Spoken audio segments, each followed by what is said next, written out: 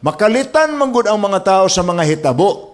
Kung wa sila mahibalo nga gitagna na diin sa Biblia, inig kahitabo ni ana, ang mga tao malisang.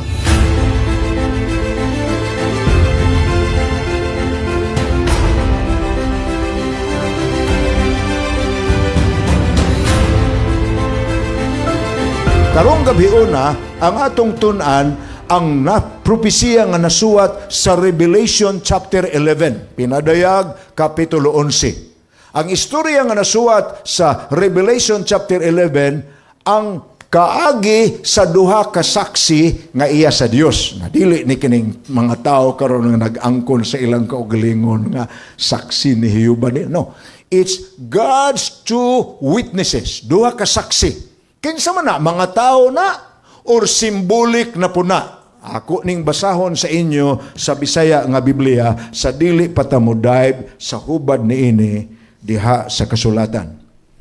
Ang kagi, ako lang yung pick upon. But I'm reading from Revelation chapter 11. Og pick upon lang nako ang verses nga makuha ginato ang hulagway unsa maning duha ka saksi nga iya sa Dios nga gipatay apan nabuhi. Wow! Saksi nga gipatay, apan nabuhi. Let me read to you. I'll just pick up verses as I have mentioned to you. Verse 3. Og akong nakita ang duha ka mga saksi nga nagsulob og mga bisti nga sako. Paghatagan ko kinig kagahom sa paghimog propesiya sulod sa 1,000 duha ka gatos og kanuman kaadlaw. Okay, ako ning hubaron anam-anam. Ang wearing of sackcloth kon bisti nga sako usa kana ka expression sa mga Hudiyo kung sila magbangutan. Magbangutan gani sa ato pa masubo kay naay namatay. Ang mga Hudiyo sa ilang express o pagbangutan kung pagkasubo kung naay mamatay, daghan sila paagi. Number 1, ilang bubuan ang ilang ulo ug abo.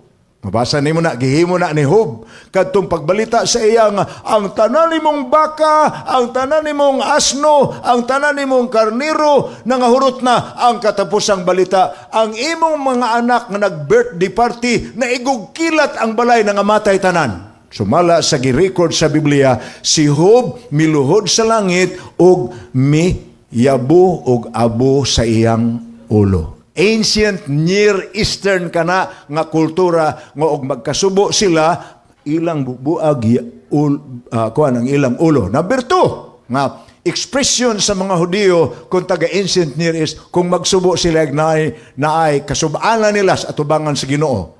Ilang sumbagon ilang dughan. Kita nimo na sa sambingay sa duha ka nagampo ang Parisiyo og maniningil sa buhis nga mabasa sa sambingay ni Hesus. Ang makasusubo maniningil sa buhis nga nasubo pag-ayos iyang pagkamakasala og nangayog pasaylos Ginoo, nagsigig sumbag sa dughan, Ginoo pasaylo in taon ko nga makasala ko.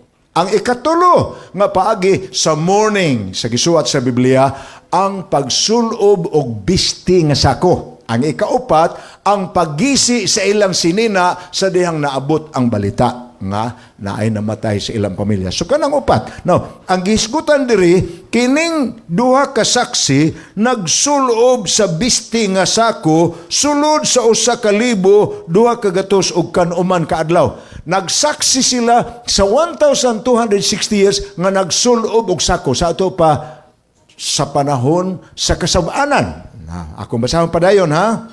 Arita sa verse 4. Ang mga saksi mao ang duha ka kahoyng olibo ug ang duha ka mga kandiliro nga nagbarog sa atubangan sa Ginoo sa kalibutan. Symbolic na sabni nga figure.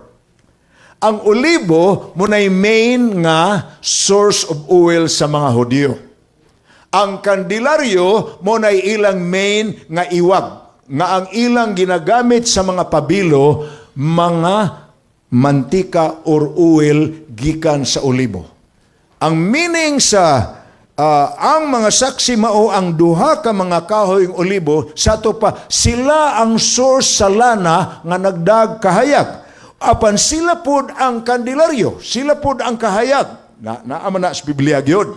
Thy word is a lamp unto my feet and a light unto my path. Pinulungan na ni Hari David sa Salmo 95, ang imong pulong o Dios mao ang kahayag sa akong mga dalan ug lampara sa akong mga tiil. Wow!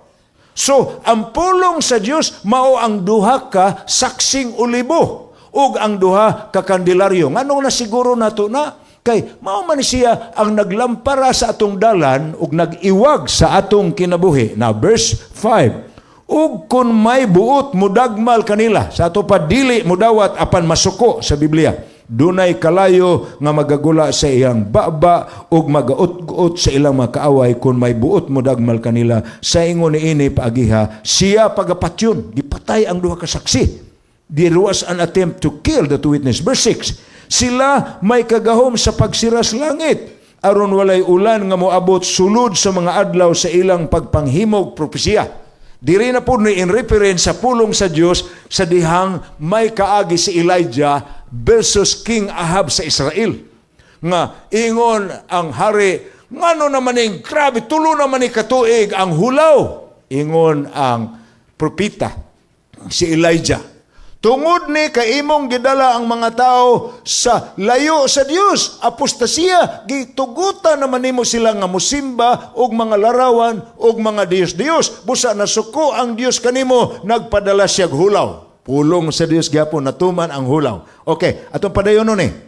Og sa bersikulo 7, og matapos na sila sa ilang pagpanghimatuod, ang mapintas nga mananap mulugwa gikan sa bungaw sa kailanman nga walay kinutuban, makigubat bato kanila og iyang pagadag-on sila og iyang pamatyon sila. Verse 8, og ang ilang mga patayng lawas anha managhayad sa kadalanan sa dakong syudad nga tinago nga pagkasuti ginganlag Sodoma ug Ehipto. Simbolik gyapon na ako nang isaysay kaninyo ron. Sa diin didto ang ilang Ginoo ilansang sa cross. Nahibaw ta nga si Kristo gilansang dito sa Kalbaryo. Apan nganong giingon diri nga gilansang siya sa Sodoma ug sa Ehipto. Simbolik kay mato ang word nga gigamit nag-ingon nga sa lain nga pagkasulti sa ato pa sa sambingay nga pagkasulti ginganlag Sodoma ug Ehipto. Ang meaning ni anang Sodoma ug Ehipto, mga lugar nga nisalikway sa Dios. Sodoma mo na gisunog sa Dios kay gisalikway siya. Ehipto ang lugar nga mudumili gyud bisag unsay gisulti ni Moises sa paraon, mudumili gyud mogahe gyud sa kasing-kasing. So ang simbol ni ini is a nation that resisted God's reality or God's existence. Verse 9. Sulod sa tulo ka adlaw ug tunga sila nga gikan sa katawhan ug sa kabanayan ug sa mga pinulungan ug sa kanasuran managsud-ong sa mga patayng lawas niini ug dili kini ipalubong. In fact mukatag sa karsada. Finally sa verse 11, apas tapos sa maong tulo ka adlaw ug tunga usa ka gininhawas kinabuhi gikan sa Dios misulod kanila ug sila nanagpanindog. Ang mga na nagpakita kanila giabot og dakong kalisang. Wow, akong isurte ng istorya. Akong hulagway sa inyo. May duha ka saksi. Isurtihan ta namo ko sa kahulugan. Ang duha ka kaheng olibo og duha ka kandilarya. Ang representation anang pulong duha, what we now called the Old and the New Testament. Ang giingon ni Hari David, thy word is a lamp unto my feet and a light unto my path. Ang kahayag sa atong kinabuhi, nag-agi diini siya og pagsaksi nga niabot og 1260 ka tuig nga nagsulob siya og sako nga bisti. Bereavement kay giatem siya og patay. Og may syudad or nasod nga mipatay gyud kaniya for 3.5 years. Apan igo siya nga nagkatag ang iyang patay nga lawas sa kadalanan. Akong gibasa kaganina. Buong mga tao kay gihuripan sa Ginoo nabuhi kining duha ka saksi mibangon nga ang nanagtan-aw na hingangha unya midaog siya sa kalibutan. Let's go now into the meaning of this as we explore it in our prophetic study today. Okay? Sa pinadayag 11 Gipakita kanato ang duha ka saksi sa Dios nga gipakaulawan, gidagmalan ug gipatay. Apan sa katapusan, nagmadaugon sila batok sa nanagpanglutos kanila. Sa bersikulo 3 ug 4, kining duha ka saksi mao ang duha ka kahoyng olibo or ang duha ka kandelaryo. Sa pinadayag 11 bersikulo 2 sab naghisgot sad og 42 ka bulan. Diin ang balaang syudad, ang meaning ang katawhan sa Dios, yatak-yatakan, ang kahulugan ng pulong yatak-yatakan, lutuson sulod sa pila 42 ka bulan. Ang bersikulo 3 naghisgot nga ang 42 ka bulan equivalent sa 1,260 ka katuigan. Diin ang duha ka saksi kung ang Biblia mohimog propesiya nga nagsulob og bisti nga sako. Sa ato pa, it was witnessing in the midst of mourning. Kung atong gamiton ang sulundan sa propesiya nga ang usa ka adlaw sa tagna, usa ka literal nga tuig, kini mokabat og 1,260 ka tuig. 42 ka bulan. Sa Bible, 7 na ka passage ang nagamit ini nga pulong. Ang usa ka pulong, 42 ka buwan. Alang sa inyong informasyon, ang buwan nga gisgutan diha, ang bulan sa mga Hudiyo. Ang bulan sa Hudiyo, 30 ra gina ka adlaw. Ug i-multiply nimo ang 30 ka adlaw sa 42 ka bulan, ang mulugwa ni ana nga number 1,260. Sa uban nga passage sa Biblia, nag-ingon nga kining duha ka saksi nga nagsaksi nga nagsulob og bisti sa 1,260 ka tuig ug ang mga nanagpuyo sa syudad nga mga balaan gilutos sa ingon ana kadugayon nga ang gigamit pud sa Biblia usa ka panahon, duha ka panahon, katunga sa panahon. Now, when the Bible in prophecy use the word time, ang iyang meaning ana 1 year. Ang 1 year po sa Hudiyo, kay 12 raman ka bulan, unya 30 raman ka adlaw, ang 1 year sa Hudiyo, 360 days ra gina ka adlaw. So, a time and times, sa ito pa dubli ang 360. 720 man na. And half the time, ug katunga sa panahon. So, ang meaning ana, kanang pulong 42 months, kanang pulong a time and times and half the time, pariharag kahulugan sa 1,260. Ug unsa ang mga hitabo ni ana? The church was persecuted and the two witnesses, the Bible has been severely attacked to the point of death. Ato ning padayonon. Kini mao ang mangitngit nga katuigan sa kasaysayan sa kalibutan. Ang Dark Ages. According to world history, ang gingalag Dark Ages, wa man gyud nag-explain po ang mga historian nganong gingalag Dark Ages ng medieval period from the 6th century to the 18th century. From 538 to 1798, 1,260 mangina. I-times ng 1798, i-minus ang 538. Makuha po ninyo ang total gihapon nga 1,260. Meaning, kini nga figure is a mysterious figure. Nganong kayo giusab-usab man eh. Unsa may mga hitabo. Ang usas na hitabo, nag-ingon nga, nag-witness ang two witnesses while in sackcloth. They were severely persecuted and was attempted to be killed. And in fact, when they were killed, they were scattered on the streets. Ato na puning padayonon sa pagbasa. Now, kini nga kadugayon sa panahon, gisgutan sab ni Daniel ug ni Juan, ingon nga panahon sa pagpanglutos. Gikan kini sa tuig 538 to 1798. Sa panahon nga si Justinian may declare nga ang Bishop of the Church of Rome will be the most respected figure in the Roman Empire that has now shifted from the former pagan Rome to now Papal Rome. So, nahitabo na mga igsoon nga ang pag-shift ana, dili na ang emperador sa Roma ang gitahod nga hari sa empire, kundili ang relihiyoso ng Pangulo nga naay title nga Priest King. Hari nga pari. Mao na meaning sa word nga Supreme Pontiff kon sa Pontifex Maximus kung sa Latin pa. Muna'y paghimo ni Justinian, giturn over niya, unya giawhag niya ang mga tao, 538 na, nga kining panguluha, mauna ni Pangulo, dili lamang sa relihiyon, kundili sa kagamhanan. Kaya nahinumdum mo nga kanang period nga 1,260 years, united man ang church and state. Ang gobyerno na ay relihiyon. Ang musupak anang relihiyon na subject to be persecuted. And we know already, we have studied that. Sa Pinadayag 11:4, may mipatay ragyod sa katapusan sa duha ka saksi. Kinsay mipatay? Ang mapintas nga mananap nga gikan sa bungaw sa kahiladman nga walay kinutuban. Sa Pinadayag 11 bersikulo 9, nag-ingon nga kining maong pagluto sa duha ka saksi mitagal og 3 ka adlaw og tunga. Abi ninyo kung sa katumanan ang mga igsoon, litra por litra 3 ka tuig og tunga. Natumanin sa France ni adtong November 26, 1793 hangtod sa June 17, 1797. Unsa man ni?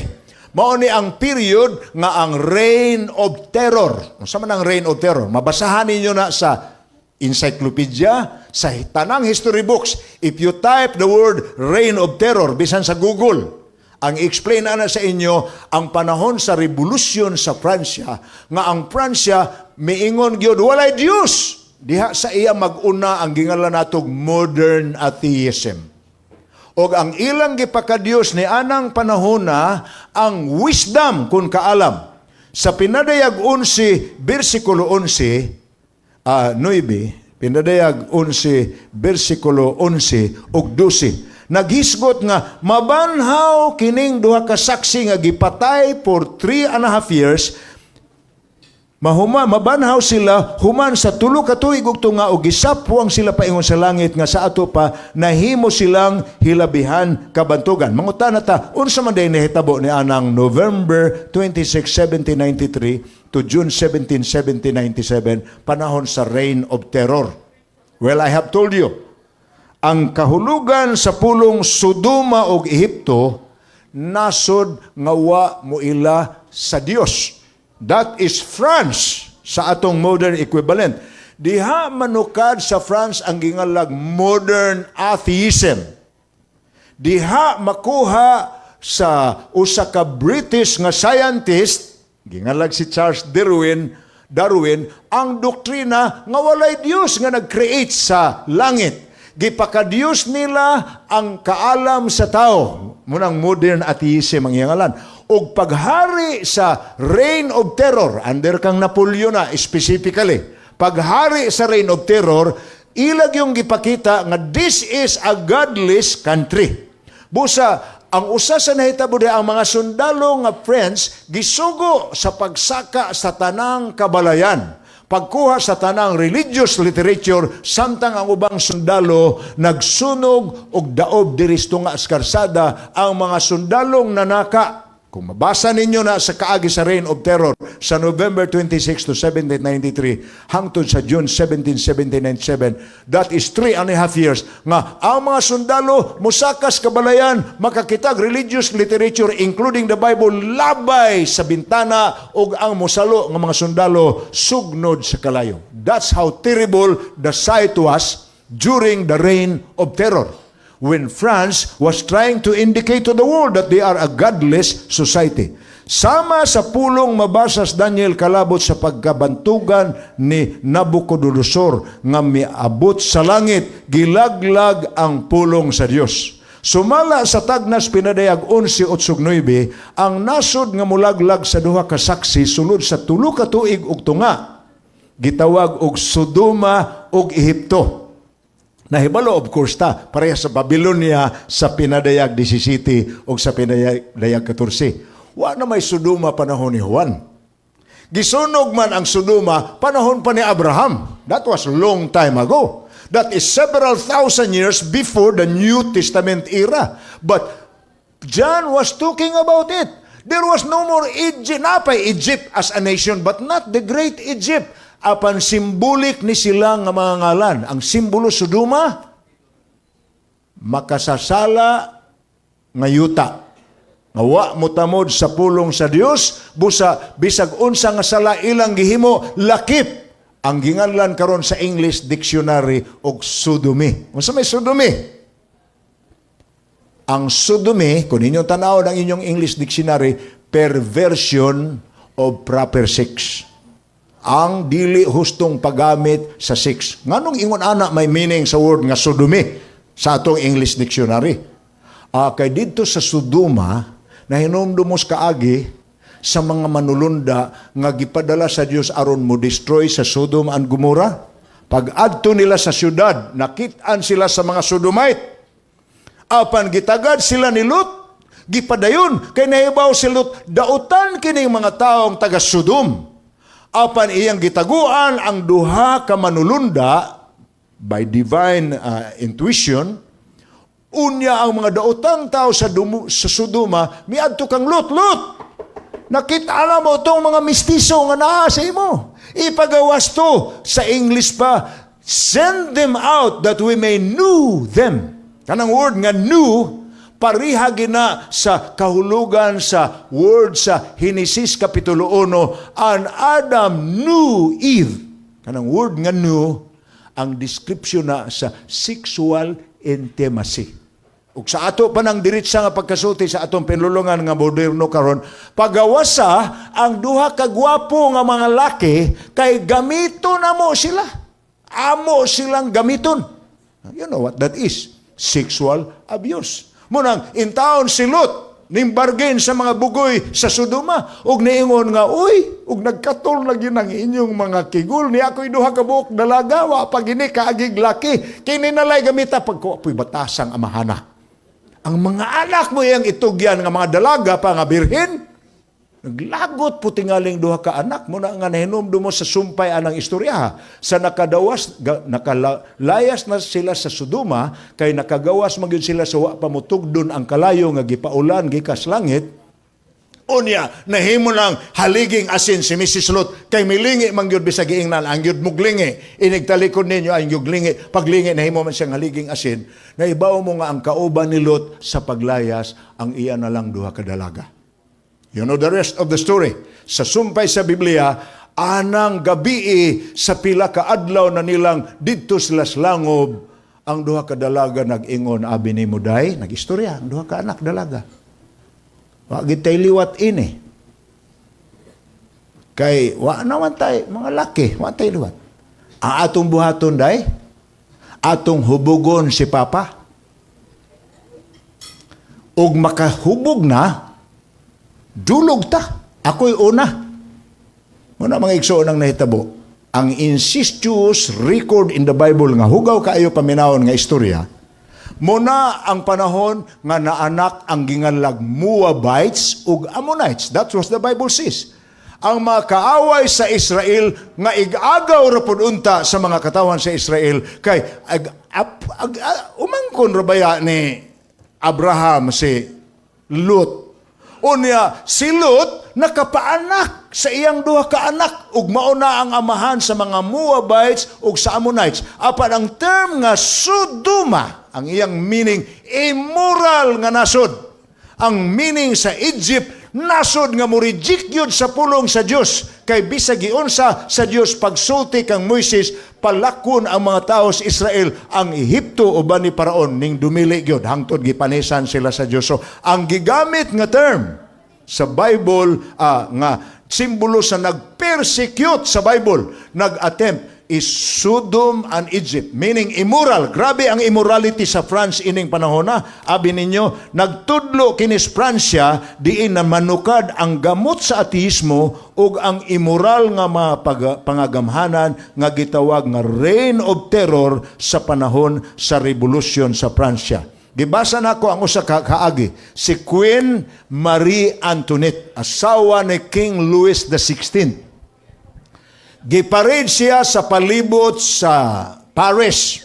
Giparid. Nga, murag, ug sa ato pa karon gibombastar ba nga pagkaparid? Gipadayag. Ang ginganlan siya, og the goddess of fertility. Giparid.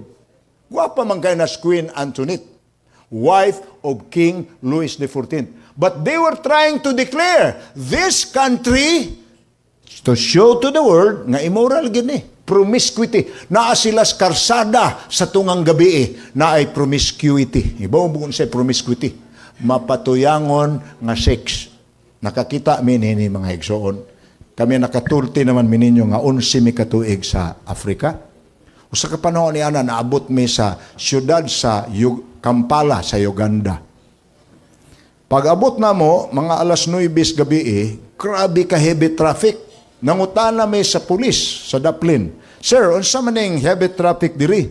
Ingon siya nga naa ang Ugandan nga nahimong well-known singer sa Europe. Nag-concert siya. Munang nagpundok ang mga tao kay bantog man kaingalan atong Ugandan musician, rock music. Grabe. Pagka alas 4 kadlawon, paglugwa na mo gikan sa among gihigdaan nga guest house sa Adventist Development and Relief Agency sa Union Office dito sa Seventh-day Adventist, nagtubil mi sa gasoline station nga anang gabi napuno sa mga tao. Paglusad nako kay aron mo tabang ko sa kining pislit aning sa gasolina mo man ila dito ang mga nagdala sakyanan mo tabang og pislit. Nakatunob ko og daghang kaig puti-puti ingko kadto maning daghang kain tao gabi ano daghan maning puti-puti mga basura god apan ang akong natamakan nga puti akong gitan-aw kay pagtunob ginako na pugsit man pagtamod pa nako mga igsoon grabe ang nagkatag na eskarsada mga kundom. Uyaw, kundom. So, ang akong natumban, nagpugsit man, gitanaw na kong uban nga, nagputi-puti eskarsada, pulos-pulos kundom. Giingnan dayon ko sa gasoline station, grabe dire gabi sir. Karsada sir, diha ang mga tao sir.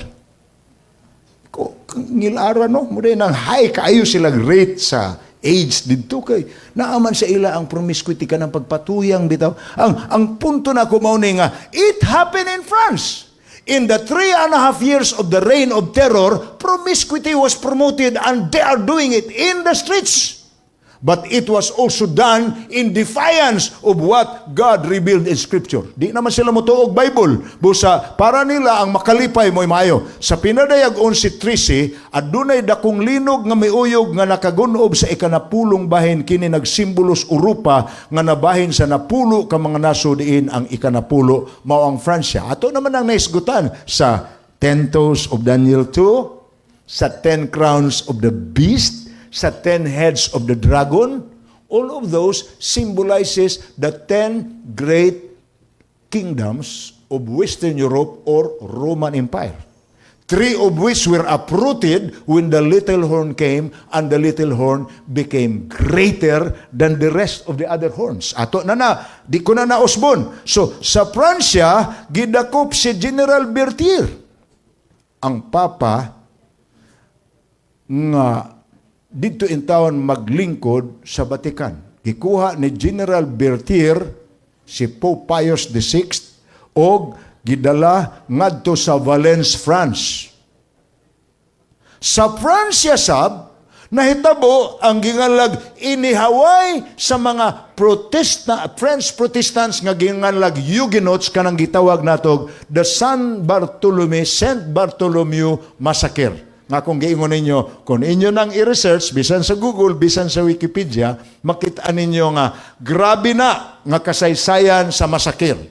Kaya ang serbisyo sa simbahan anang adlaw, nagpasidaan ras mga tao, karong gabi, makabati na gani mog tingog sa kampana, panlugwa mo sa inyong balay, dala ang inyong mga espada, o sakaan ninyo ang balay sa mga Huguenots. Unsa man ang Huguenots? Huguenots. Huguenots. Those are the French Protestants. The people who believe the Bible rather than follow the tradition of the church. Anang gabi, pagbagting sa lingganay, lugo ang mga tao. So, ginganla na sa history of the massacre of Saint Bartholomew. Now, those are events nga dili na nato kibali maot siya hisgutan kay ngilad man paminawon, pero they are part of what has happened which symbolizes the fulfillment of prophecy, that there was indeed a time when God's people were persecuted for 3.5 years. There was a time when the Bible was burned at the streets. Hinumdumi, ang France mo'y origin sa modern atheism o sa communism.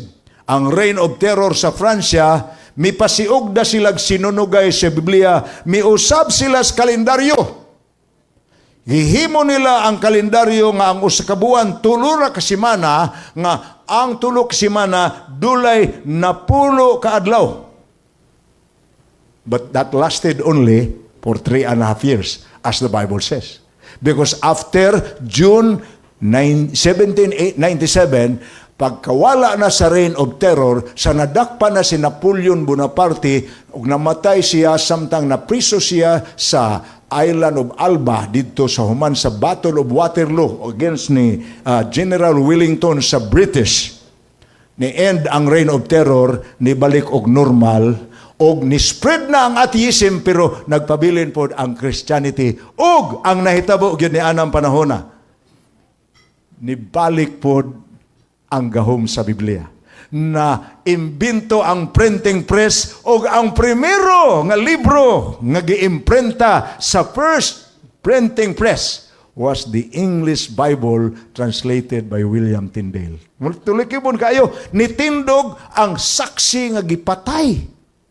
Unya, sa napatay na ni, nagyud siya mawa sa iyang pagka number 1 bestseller. Hangtod karon, gikan atong first printing of the English Bible sa press, sa first printing press, panahon sa Renaissance, kanang pulo nga, suhito mo ana, kay naam na sa atong world history. Sa panahon sa Renaissance, ang pagbutho na sa mga pagtulunan, paglugwa na gikan sa kangitngitan sa dark ages sa atong world history. Nag-anam nagkahayag sa mga tao. Apil ni ana ang nahitabo ang printing of the Bible sa first printing press. Tun-i, pag-ayo ang kasaysayan sa massacre sa San Bartolomeo sa Fransya. Kung atong tagaag sumada mga igsoon, ang nahitabo nga hulagway kanato pinadayag 11 ingon ini. Tan-aw nato ang pamaagi sa yawa sa iyang attempt nga mawala ang buhat sa Dios. Number 1, ateismo. Sa kahulugan sa ateismo, walay pagtuo sa Dios. Kung nawad-an ang mga tao pagtuo sa Dios, of course, di na sila mutuo nga dunay maglalalang. Ug isunod naman po na a few years later, si Charles Darwin, human sa iyang trip sa Galapagos Island sa South America, nagsuwat siya sa libro nga gingalag Origin of Species. Unsa man ang Origin of Species? Mauna ang libro nga nagtudlo nga why Dios nga naghimo kanato, why Dios nga naghimo sa kalibutan. Nibutho ta by millions of years of development. Gagmayng kagaw kaniadto. Hangtod na himutang murag itlog sa baki, hangtod na himutang murag tago to nga may ikog og may kamot, may upat ka. Hangtod na tangtang ang ikog na himog yung baki. Sa pila ka libo pagyud katuig, sa diyang ang baki nitubo na himo ng unggoy. Unya sa pila pagyud ka milyon ka mga katuigan, ang unggoy na himong orang-utang. Hangtod ang orang-utang ni dako pagyud na himong gorila, hangtod ni abot ang pila pagyud ka milyon katuig, ikaw na og ako. Gikan di ita sa mga unggoy according to the doctrine of evolution. Ang root ana France. Atheism, no belief in God. So if there is no God, then there is no creator. Na, kung walay creator, unsa may musunod? Walay Sabbath. Nga naman, ang Sabbath sa ato nang nasabtan, gihatag man sa Dios aron hinumduman nato nga siya'y nagbuhat nato, ug siya'y nagluwas nato. Ezekiel 20 verse 12, Now I will give you my Sabbaths that you may know that I am the Lord your God. Ang paghatag niya sa adlang ipapahulay, ang paghinumdum nga siya'y atong maglalalang. Ug ang iyang pagkamaglalang mo na hinungdan nga nung watay ang ayan lain simbahon mo nang ang first commandment nag-ingon, Thou shalt have no other gods before me. Wow! Atheism, no belief in God. No belief in God means no creator. No creator means no Sabbath. If there is no Sabbath, then there is no rest. No fellowship between the Creator and man. And if there is no rest, there is continual activity. And if there is continual activity, there is no thought about God. And that's exactly what our world is today. Walay huna-huna sa Diyos. Sabi ninyo, kay ubay-ubay naman po ang mga nasod nga among nakapuyo po may og Korea sa Seoul, mga tulo ka tuig hapit, nakaingon ko sa kadaghan sa tao. Maglakaw kas dalan, manlakaw ra mo. Paglingkod ninyo sa sakyanan, labi na ng subway, kay mo manilang kanang parehas si MRT na to sa Manila. Manlingkod na diha, usahay tagduha ka oras nga magtapad, wa ginay sinutihan, nga naman, kada usa na naglingkod sa lingkuranan sa train. Tama. O yun, og ikaw nga normal nga tao, naanad ka diri sa Pilipinas nga ang imong matagbuan mo yung ka, hi, hello, good morning. Ug moingon ka na ang imong matagbuan lurats mata. Moingon kag, hi, ang tao nga imong greetingon. Murag ang huna-huna, suntuhan na. Tagadiin mo to, tagalasang tingnan to. Nabuto siya ining modernong syudad, unya maabot diri mag, hi, good morning, wa man na sa ila. No rest. No thoughts about God.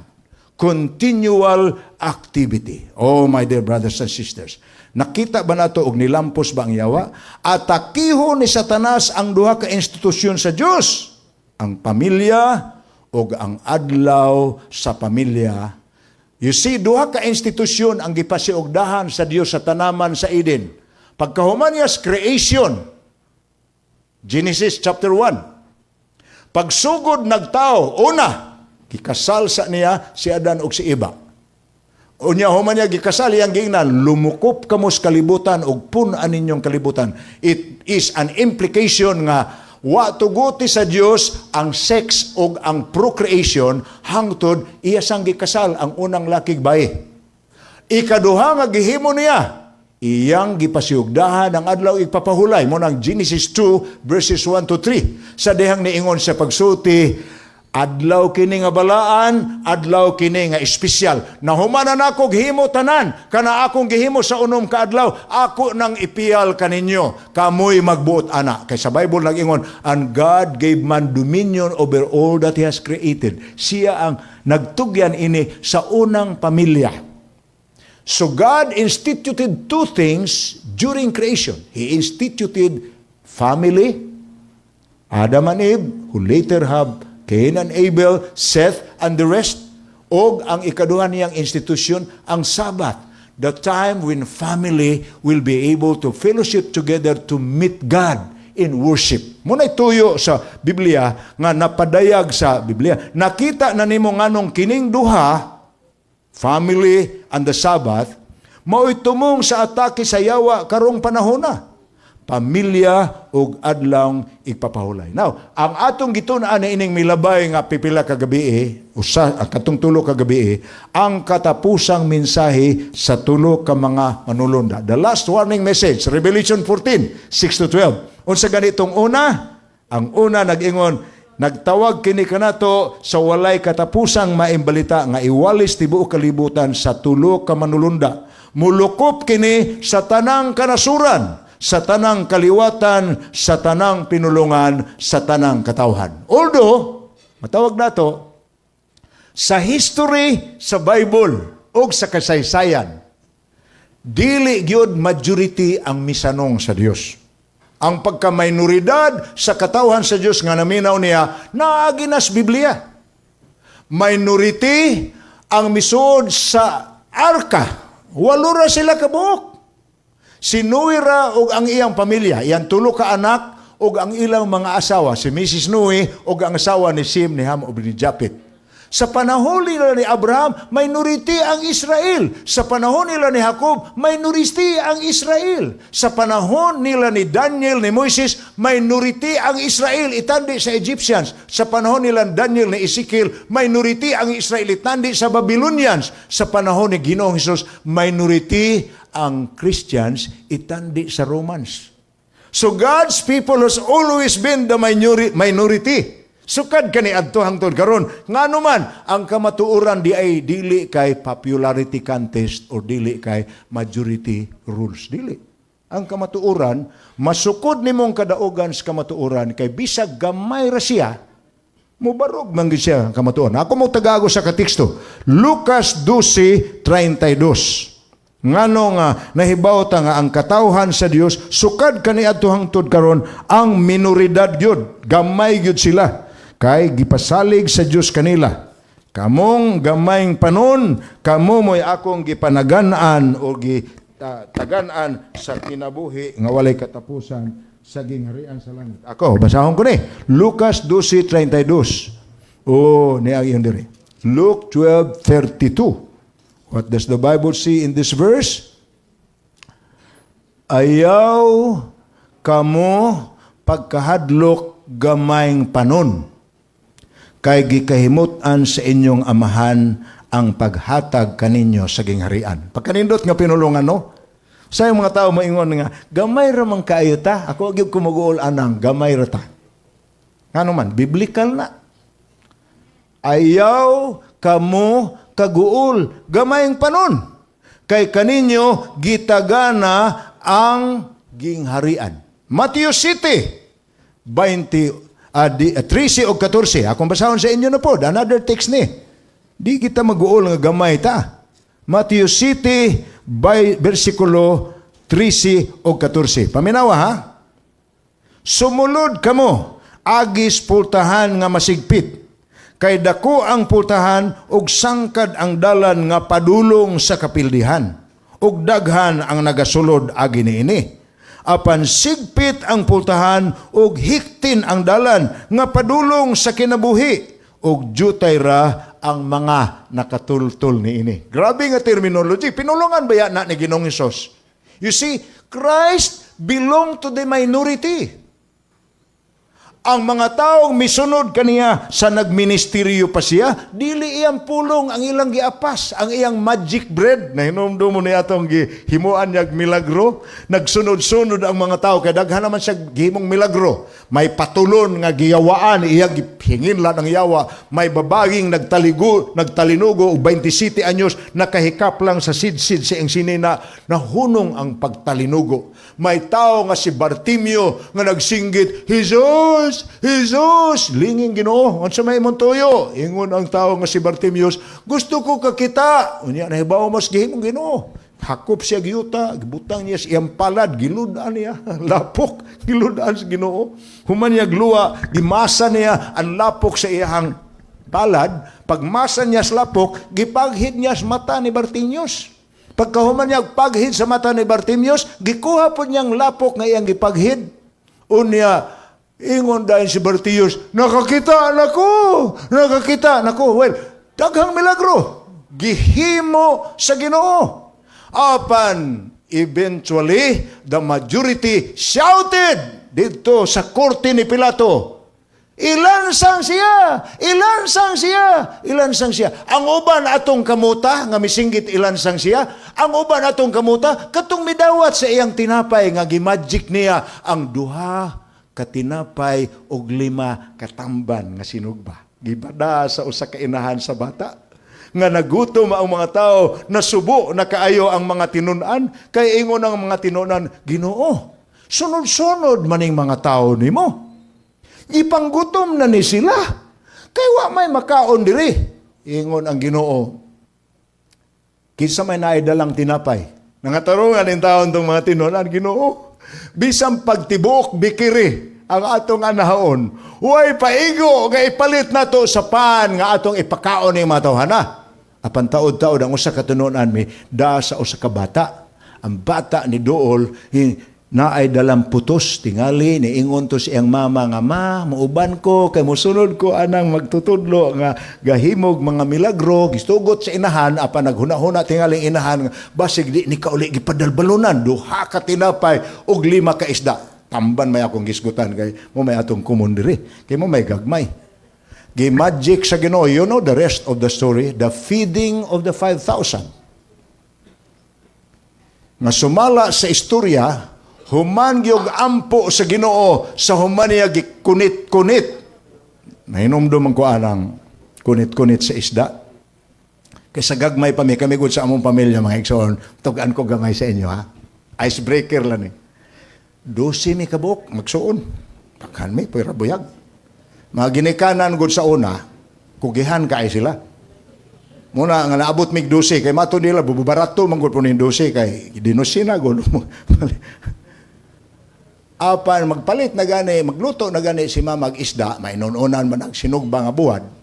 Si Papa ginay mong unang lingkod sa lamisa. Unya inig lingkod ni Papa, tan-aw niya sa isda dito nga luto ni mama, iada nang gunitan. Sige, kiniin mo. Pamutang niya sa among mga plato, kaming mga anak. Imo, gibahin-bahin ang isda. Kami po, pagkadawat na mo sa among share, amo po itong kuhit-kuhiton. Amo pong gahi-gahiyon. Butang sa libot sa among plato, katong mga platong sartin sa una. Libot na muna. Nga, usa ka hungit sa kanon, tungtungag, gamayng isdang kinuhit. Nag-imagine ko, mo tingali na gihimos Ginoo. Sa paghatag kaniya sa duha ka tinapay ug 5 ka isda, iyang pino-pino.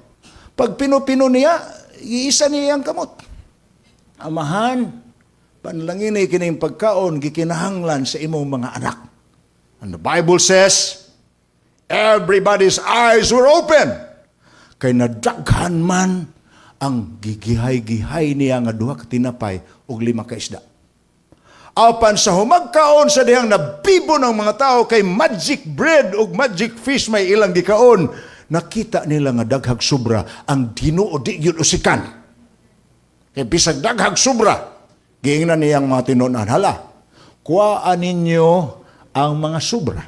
Ug sumala sa narrative sa Biblia, naabot pag 12 ka bukag. Giunsa man na.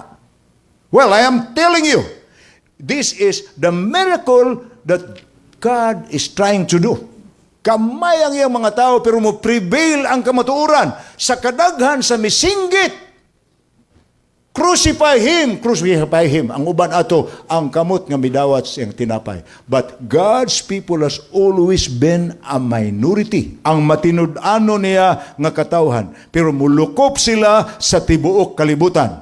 Ang unang bahin sa mensahe, first angels, atong gisgutan ni atong second night, ang walay katapusang maayong balita nga nag-ingon kahadluki ang Dios ihatag kaniyang himaya kay nahiabot na ang takna siyang paghukom. Ang ikaduhang manulunda ang iyang singgit, simbahan ninyo siya may nabuhat sa langit ug sa yutag sa dagat ug sa tuburan. Ang ikaduhang manulunda, nagunob na ang Babilonia nga bantugan nga nagpainom sa binos iyang kaulag sa kanasuran. Dili na nako reviewon unsa na ha, kay simbolik na.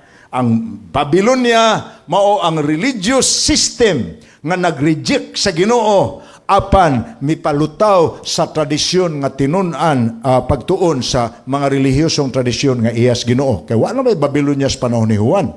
Apan ang binos iyang kaulag nga gipainom sa kanasuran ang iyang mga pagtulunan nga does not come from the Bible, but it is being believed by a lot of people as truth.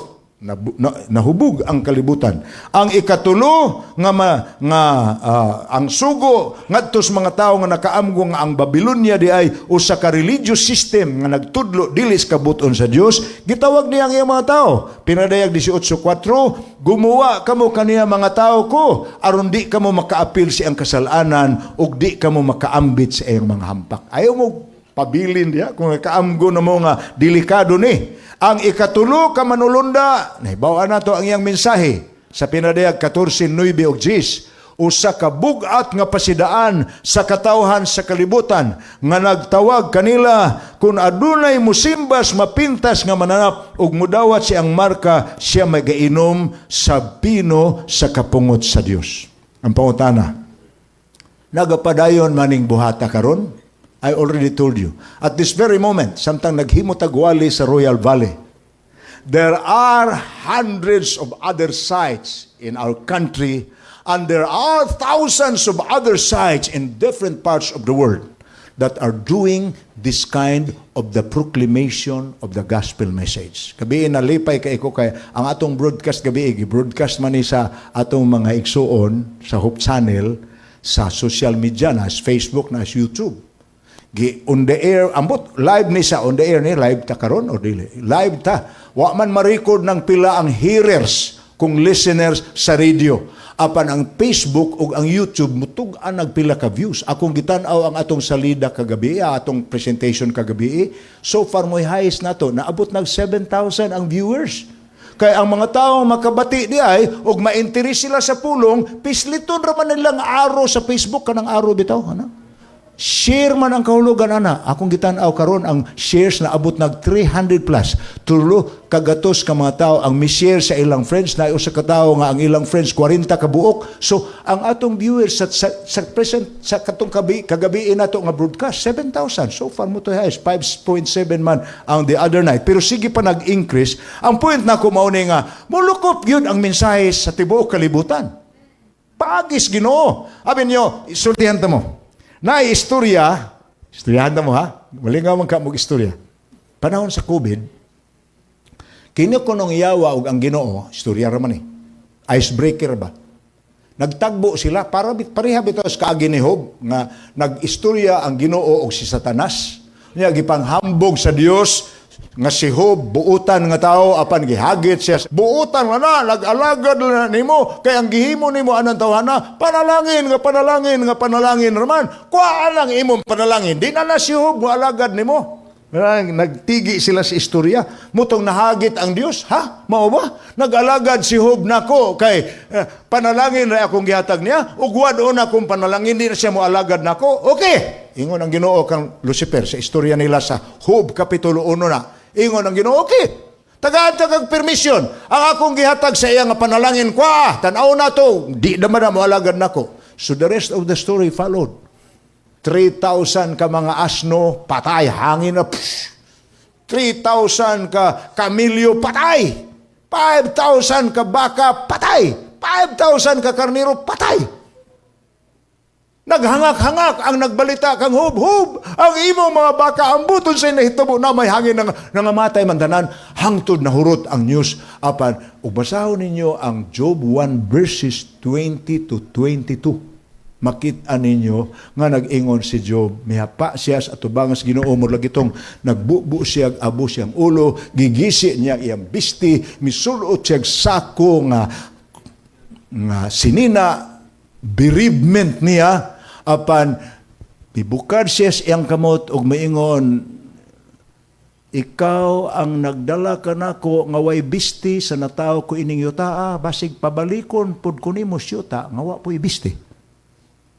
Unya ang verse 22 gyud sa Job 1 nag-ingon, niining tanan wala basula ni Job ang Dios. Gisimba gyapon niya. In short, pildi si Lucifer. Now niya istorya bag-o kanong pag-COVID na. Tagbo na po sila. Ingon si Lucifer. Pildi na ta kagyod, no? You know, pildi ta nagyog ka. Ingon Ginoo nga, saon sang pagi nga napildi ko nimo nas? Satanas man. Saon sang pagi napildi ko nimo? Ay, tanawa. Ang imong mga tao ron di na makasimba-simbahan. Nagbuhat ra kog kagaw gikalatong kabog sa syudad sa Wuhan sa China. Gibutang nako sa mga airport o sa mga terminal, ani lukop sa kalibutan. Karon ang mga gobyerno na nag-ingon sa mga tao, wanay simbaha, wanay public gathering. Pildi ta na ka. Ingon ang Ginoo kang Lucifer. Abi nimo, nas, sa huna-huna ra gina nimo nga mapildi ko nimo. Wow, sukad ka niadto hangtod karon bisag unsa na tog hugna kapilat ka magpait, digi ka kapildi nako nga man. Di man nimo maapas ang akong kahibalo. Siya maapas nga karon na wala may simbahan imo mga tao, hindi naman tugutan ang pagsimba, public gathering man na. Ingon ang Ginoo, sayop ka. Pagdili nga di na magamit ang mga simbahan, ang tanang balay sa akong mga anak mo'y nahimong simbahan. Daghang kaay nanimba ron, tuwa silang mga balay. Kalot-kalot og ulos, Lucifer. Sa pildi tuod ko, no? Pero, ingon si Lucifer, pildi ta kainin bahina. Saan sa bahina man? Ang imong mga pastor, Walay mga audience, kay di naman tugutan pagwali. Barangay hall mo wali, mga function hall sa mga hotel, mga gymnasium, wali imong mga pastor, suwa na sila kawali, ingon pong Ginoo. Nas, di lagi kakaapas nako. Kay pag padili nimo sa ako mga pastor nga di nakawali sa mga gymnasium o sa mga function hall, gipasira man akong ibi-isibiin.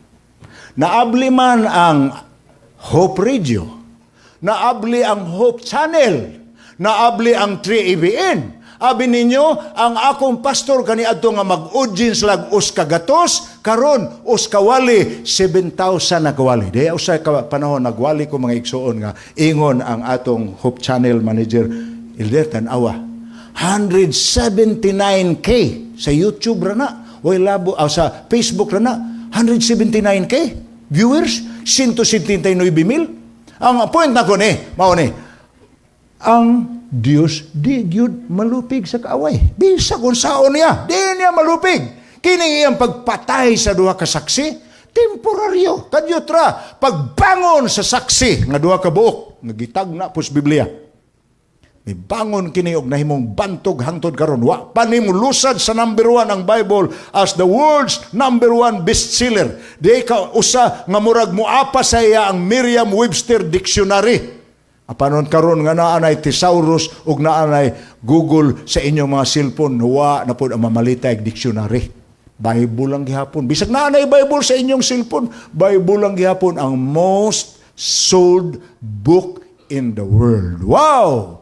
Ni daog. Humanon ba sa Dios ang iyang buluhaton sa yuta? Yes! Pinadayag 14, versikulo 14, ug sa Mateo 24:14. Human mulukop sa kalibutan ang mensahe tulo ka manulunda, mahitabo dayon ang katapusan sa panahon. Ang pagbalik ni Ginoong Hesus nga naglingkod sa trono ug nagdalag galab sa pagpangani. Misad ang Dios nga human sa mensahis tulo ka manulunda, wa nay makapugong kaniya sa pagbalik dinis yuta pagkuha sa iyang mga katawhan. Tapuson niya ang buluhaton, hamubuon niya ang panahon alang sa mga linuwas. Apan nganong daghan manon niya ang mga laglag ug mga wala pagbalik sa Ginoo. Dunay gisulti si propeta Isaias. Isaias 4 versikulo 6. Ang akong katawhan gilaglag tungod sa kakulang sa kahibalo. Kay ilamang gisalikway ang kahibalo, ilamang gisalikway usab. Gisalikway sab sila sa Dios. Kana ding mga tao nga magtinir lang yun ni anang kasing-kasing nga gahi, bitaw di gyud mo dawat sa pulong sa Dios, di ginapugson sa Ginoo. Nakanindot sa Ginoo mga igsoon kay gamhanan siya kaayo. Way butang nga di niya mahimo ug iyag yung tuyoon ang tao nga moalagad niya nga iyag yung pugson mahimo niya kaya niya nga naman gamhanan siya. Ang nakanindot sa Ginoo kay luyo sa iyang pagkagamhanan, di gyud siya mopugos nato. Iya lang yung hikapon atong kasing-kasing ug makasabutan niya. Iya ran tandugon atong huna-huna, pasabton ratan niya, ug morispanta niya sa kasing-kasing ug sa huna-huna, malipay siya. Pero iya tang pugsuno. God will never force anybody. Yung apan, ang akong katawhan gilaglag tungod sa kakulang sa ibalo kay ilamang gisalikway ang kaibalo isalikway sab sila sa Dios. Apan ang mga karnero sa Dios, bisan ang wa pa sa sulod sa iyang turil, tawgon ra niya mo nang Juan 10:16. Doon ako'y ubang karniro nga wa pa sa sulod sa akong turil. Tawgon ko rasab sila og nag-ingon siya, sila magpatalinghog sa akong tingog og musunod kanako kay usara ko ka magbalantay, usara ang akong turil. Kini nga mga pulong gihatag kanato sa Dios ug ato ning dawaton og padayonon sa pagtuon. Ang mabatna nato ang tibuok ug hingpit nga kalipay sa kinabuhi, sumala sa 1:15-11. Gihatag kanato sa Dios ang gasas kaluwasan, ingon nga libreng gasa wa gibayad. No need to labor on our part. Apan salamat sa Dios mato pa ni Pablo nga mao ang naghatag kanato sa kanaugan pinaagis atong Ginoong Hesukristo. Akong pangutana para ninyo karon, imo karon ang bulawanong kahigayunan sa pagdawat kaniya. nanuktok siya sa imong kasing-kasing. Imo ba siyang pasudlon sa imong kinabuhi, sa imong hunahuna? Buot lang nako tan-awon mo ingon, pastor, ug manuktok ang Ginoo, akong ablihan, akong pultahan, oy. Akong ablihan ang akong kasing-kasing. Kinsa ninyo ang mo ingon sa Ginoo? Ginoo, kung nanuktok na ka, ablihan ta ka. Akong tan-awon ninyong kamot be. Kanang gusto pa dayon nun Ginoo. Ayaw mo pugos kay di gyud Ginoo mo pugos. Bisan pag magnadlaw na siya di aso, di na siya mo pugos. Dalay ko ng Diyos. Atong awiton mga igsoon, ang atong alawiton, ang may labot sa appeal sa Diyos kanato.